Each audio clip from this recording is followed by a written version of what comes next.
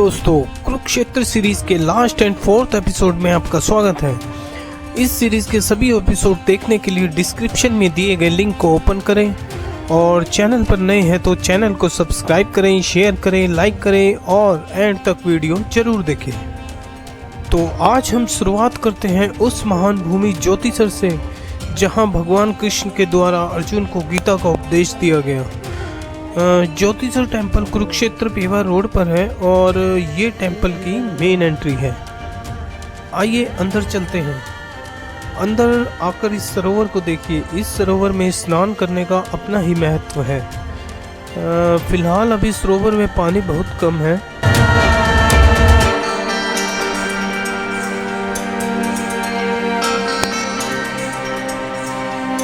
कहते हैं ये वही वृक्ष है जिसके नीचे गीता का उपदेश या गीता का ज्ञान दिया गया था।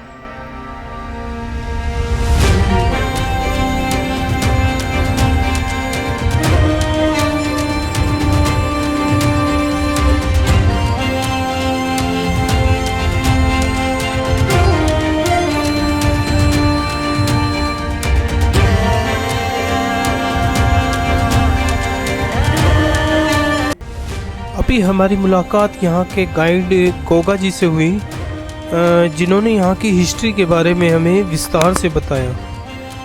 और यदि आप यहाँ आकर गाइड करना चाहते हैं तो स्क्रीन पर और डिस्क्रिप्शन में इनका नंबर है, आप इन्हें कांटेक्ट कर सकते हैं। आइए चलते हैं, अब उनको सुनते हैं कि उन्होंने यहाँ की हिस्ट्री के बारे में हमें क्या बताया। भगवान जो कृष्ण ने गीता गाई थी वो ठीक इसी जगह पर ही गाई गई थी। आज से 5,500 वर्ष जो कि महाभारत का युद्ध लड़ा गया था, ये पूरा ही 48 कोस का भूमि है, यानी कि 156 किलोमीटर में महाभारत का युद्ध लड़ा गया। बताते जो कि 18 दिन तक चला।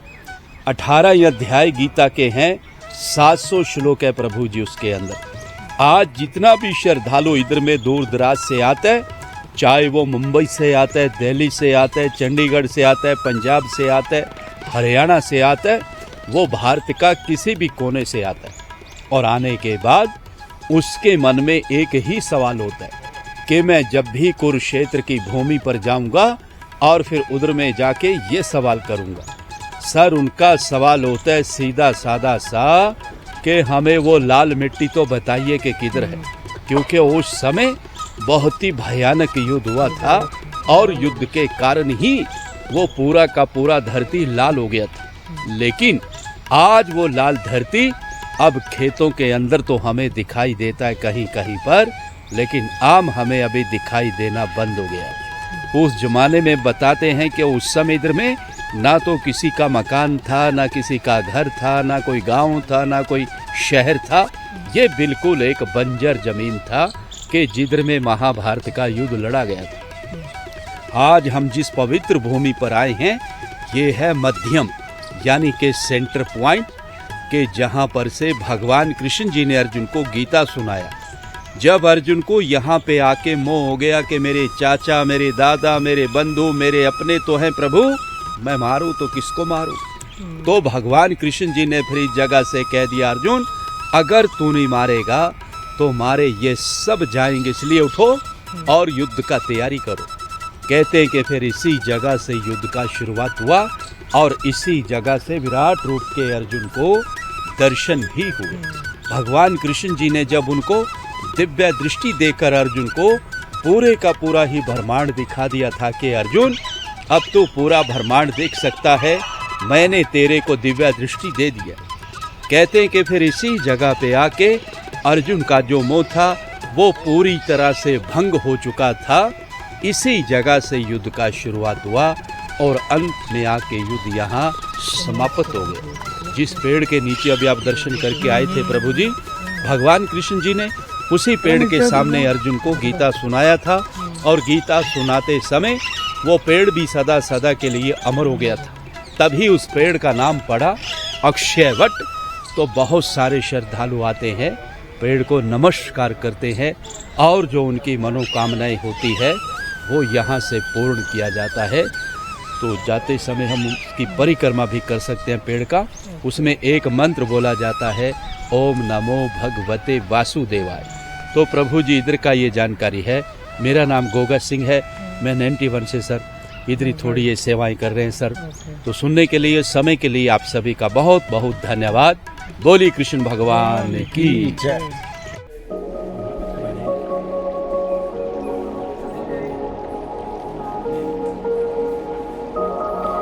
अलग अलग सेक्शन में यहाँ भगवानों की मूर्तियां बनाकर समय के अनुसार क्या हुआ था दिखाया गया है।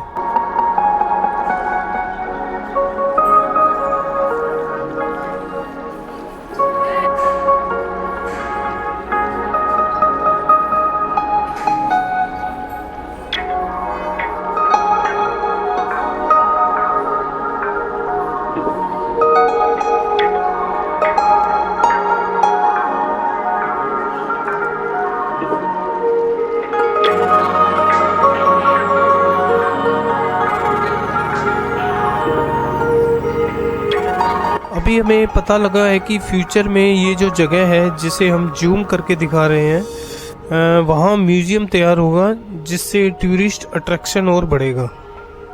ज्योति सर विजिट करके अब हम दयालपुर गांव को विजिट करेंगे, जो कि एक हिस्टोरिकल प्लेस है। चलिए चलते हैं।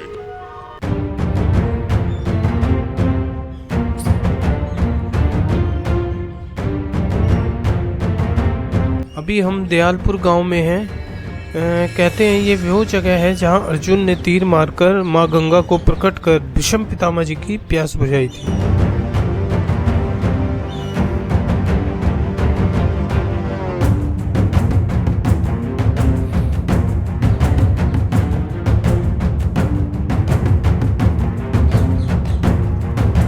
हमें ये देखकर आश्चर्य हुआ कि जिस तरह कुरुक्षेत्र में सभी हिस्टोरिकल प्लेसेस का विकास हुआ है, उस तरह से इस जगह को अनदेखा क्यों रखा गया है। यदि गवर्नमेंट इस जगह को भी प्रायोरिटी दे तो यहाँ भी टूरिज्म बढ़ सकता है।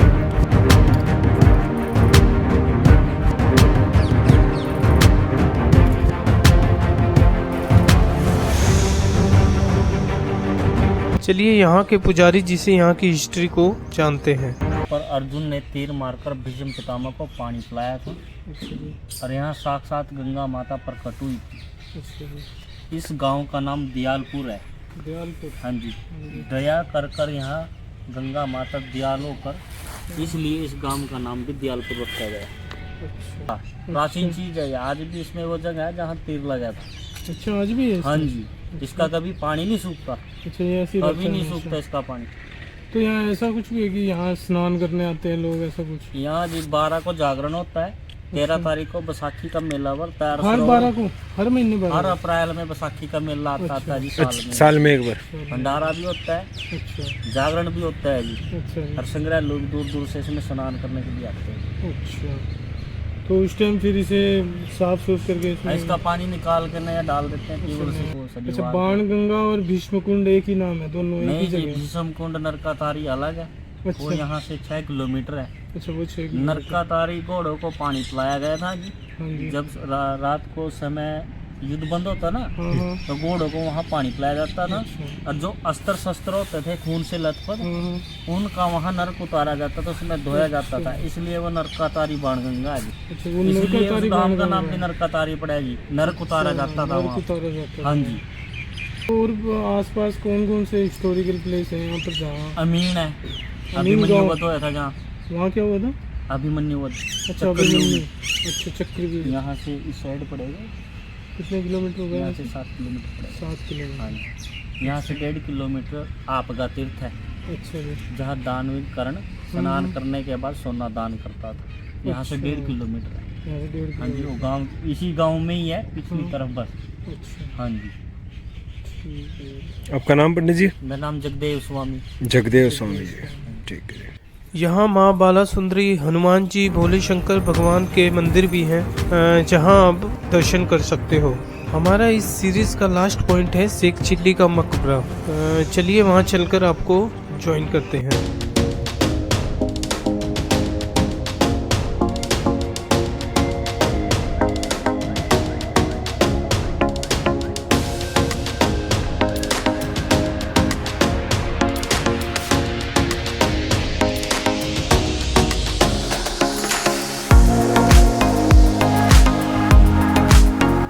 शेख चिल्ली के मकबरे में फ्री पार्किंग अवेलेबल है और यहाँ का टिकट प्राइस पर पर्सन 20 रुपीज़ है।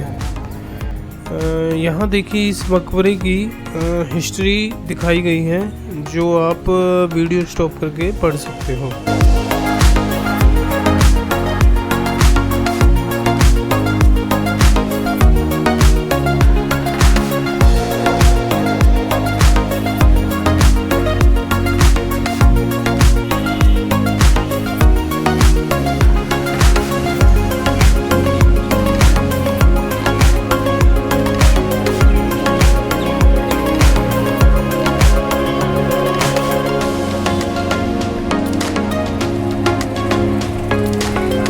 ये इसका एंट्री गेट है।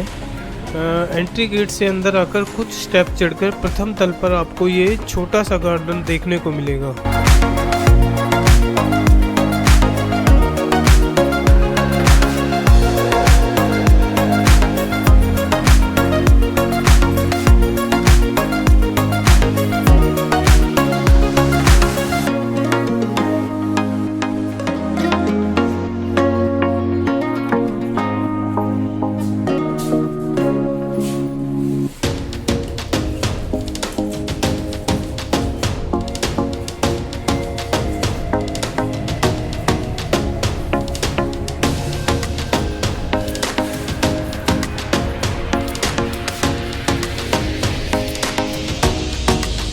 और इसी तल पर पुरातत्व विभाग द्वारा मिली वस्तुओं के 2 म्यूजियम भी हैं जिसके अंदर वीडियोग्राफी और फोटोग्राफी अलाउड नहीं है। ये देखिए अंधेरा नुमा इस जगह को, इसकी क्या हिस्ट्री है यहाँ कुछ मेंशन नहीं है।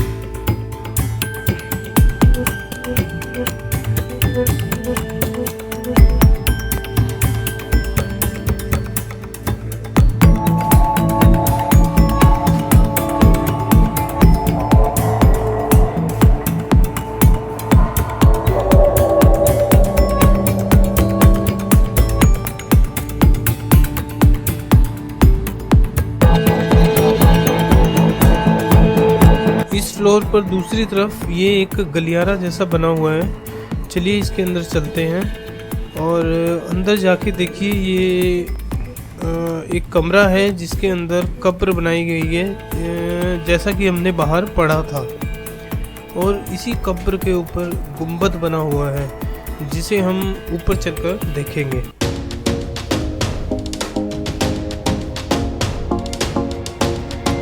अभी हम इस फ्लोर से ऊपर चलते हैं। ये देखिए ये वही गुंबद है जिसके नीचे कब्र थी।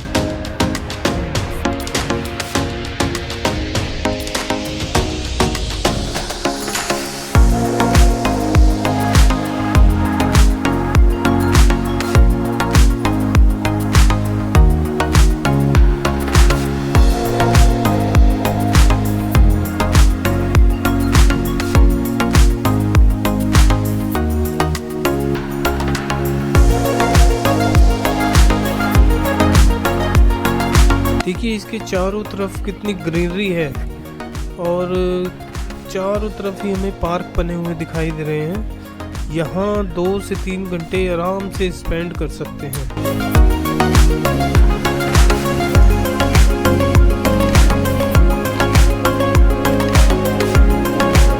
वहाँ देखिए कितना पुराना स्ट्रक्चर बना हुआ है। अभी जब हम नीचे जाएंगे तो उस जगह को भी विजिट करेंगे।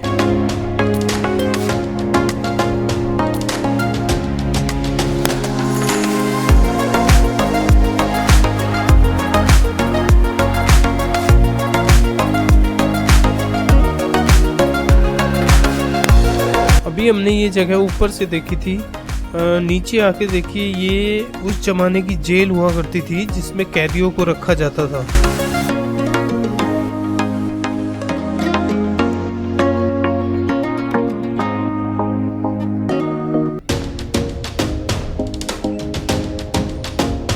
ये लाइन वाइज कई सारी जेलें बनाई हुई है।